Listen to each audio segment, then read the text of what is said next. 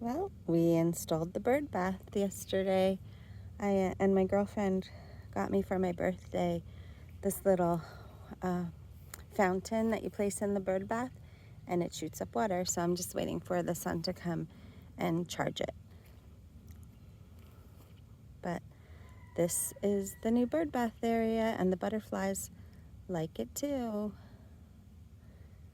And they are on the fire bush.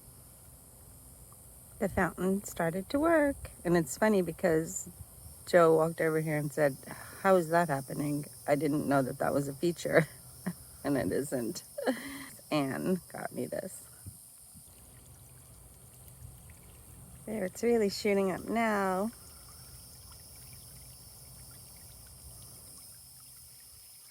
Looks beautiful.